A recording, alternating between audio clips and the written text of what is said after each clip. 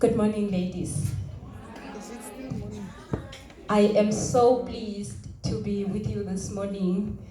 When the ladies invited me earlier this week, I thought, it is always good for me to go and talk to women during Saturdays where, there isn't serious talks. And I know that you've been hearing powerful talks from different women, and I was in time just to hear Mam Noma's speech. And obviously, today is a day for us to remember who we are, isn't it? Amen. Now, for the past 6 years, I've been working with people, mostly women, that are saying it is not good enough that I wake up every morning, go to work, come back, but when the 25 or the payday comes, it feels like I only have my money for 2 hours. And then it's all over. Then you start again. Do we have any people in the house that have the same situation? Yes. It feels like you just go there to volunteer, ne? Because you don't see the money that you are working for. But the thing is this, there was a time when you did not have the job you have today. Do you remember the time? Were you surviving there? Were you able to live, breathe, and have a life? So why is it today that you have a job that pays you well, but you have so much debt, and you actually do not have money? People who don't work have more money than you. Have you seen that? So, when they invited the ladies, I thought, let us talk about what do you do when you don't have money? What must you do to have money? Will that be a good thing? So, I'm an international accredited money coach, and I've been doing this for about 7 years. And every day, when I think about what I do, there are times when I don't want to do it anymore because of what I face. So, there are days where I sit with someone who says, you know what, Lucy, I am here just to make sure that I've covered everything that I need to cover concerning money, but I am going to commit suicide because things are that bad. There's nothing else. I've sat down with women who say, I'm going to kill my husband so that the insurance can pay. I have sat with people who has told me things that I'm like, what? I hear that on TV. I never thought I would meet a human being who tells me this. And I know that between me and the next hour, this person is going to go and do something that is not what they want to do with their lives.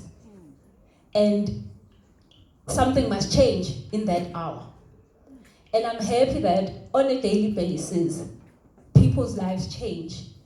But the thing is this, all of us, at any point in time where we think that we do not have money, it is not true. Why am I saying that? Because not having money is not about how much you have in your bank account. Now, normally we are taught that if you're calculating your worth, you know what's the equation, right? You look at your assets, minus your liabilities. And then the bank says you are worth minus 350,000 because you owe a car and a house and a this and a this. Isn't it true?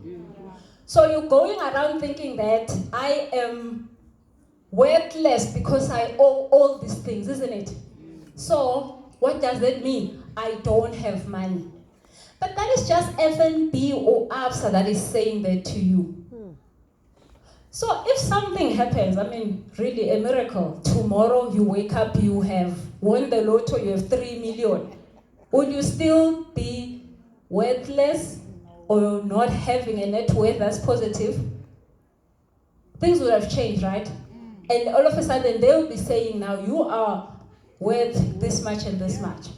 So the thing is this, it is not the bank account that you're looking at that must tell you if you do have money or you don't have money. So what must tell you that? That is why I wanted us to talk about the fact that what do you do when you don't have money? When you don't have money, it's not because you don't have money, it's because you're thinking that you don't have money.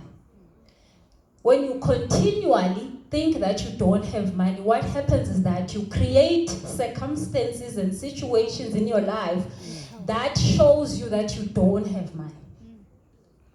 Have you heard that there's people, well, all the time, people win the lotto, 3 years later, what happens to them? They die. They broke. They broke, right? And this person, if you could have asked them before they win the lotto, and you say to them, how much would you want to have to be finally, totally okay? I mean, we all have a number in our heads right now, ne? Like, what is your number? 7 million. 7 billion. She's levels, this girl, she's like, yeah, I'm out there. So, everyone has their number. So let's just say this person is a humble person. They like, no, I'll be fine. 10 million is fine. With 10 million, I can build a house, take my kids to school, and I will be okay. And this person wins the lotto and they win 20 million. And in 3 years' time, they have nothing. Now, the fact that they now have the money that they always think was going to be enough is the biggest reason why they are not able to forgive themselves in 3 years' time when they find themselves with 0 rate. But the thing is this, it's not because they don't know how to handle money or all of that. It's just that in their mind, there's a thought that says, I don't have money. That thought is there when you do have money in your purse right now or you don't. Now, once you have won the 20 million, that thought does not stop because you haven't removed it. You just entered money into your bank account. What will happen is that you will get yourself in a situation when you get hit by a bus, you lose your leg, and you have to use that whole 20 million to put a new one. And then you're left with nothing. Have you ever gotten an extra bonus, maybe at work or somewhere, and it's good money, and all of a sudden, gone? You're like, but I had extra. What happened? I knew that this was gonna make, a difference. And there is nothing that happened. That is something called a money set point. We all have that thing in our heads, and that thing has a number. And the good thing is that you can increase your money set point or decrease it. But if your money set point is at, I earn 20,000 Rand a month, if you get 80,000 Rand, you will make sure that you spend it so fast and you go back to your 20,000. If you lose your job that pays you 20,000, for some reason, money will just keep coming to you in ways that you don't even understand, and you will keep your 20,000 rand. So you can never go below that or above it before you have made the decision to change it. But currently in the country, we are getting a lot of retrenchments, right? And that is changing a lot of people's money set point. Because when you start identifying yourself with retrenchment or not having an income or there on that, you change your money set point because it's an emotional thing.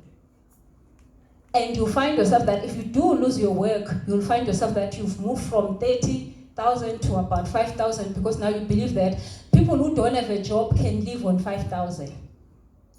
But if you go and you register at UNISA and then you get your degree or you get your honors, your money set point automatically changes because you're thinking, no, they must pay me more. And all of a sudden, you then expect 40,000 instead of 20. You see how it works? It is just how we have set our minds up. But then, the unfortunate thing is that when we were 3 years, when we were 5 years, we were taught that we don't have money. We can't afford things. Money doesn't grow on trees, isn't it? What else were we told? Awudlali ngemali. It's hard to make money, isn't it? You must sweat and traumatize yourself before you have money, isn't it? What else were we told about money? Money is everywhere. Save it or spend it, right? But we were never, who was ever taught good things about money? Money is not good. Who just, when they think of money, they think, ooh, that is an amazing thing. Like, I have all of it in the world, I can get as much as I want right now. We don't think like that, right? When we think of money, we think of the thing we don't have, the thing that is so hard, the thing that wakes us up every morning to go to probably a job we hate, and to sit with the people we don't really like, and to, just for money. Not sit with people that you don't really like. So that is, I mean, we have people in our lives. There's people we love. When we hear their names, like, we smile, and there's also people where, when we hear their names, we're like, oh my God, don't talk about that one. Not that one. Can we today, you're like, today is Christmas, can we not discuss that person? Because when you hear their name, something changes, and it does not change for the good. So, when you have a relationship like that with money, do you want that person to come to your house? Yeah, so if you feel about money that way, money is never going to come to your house. So you see the issue.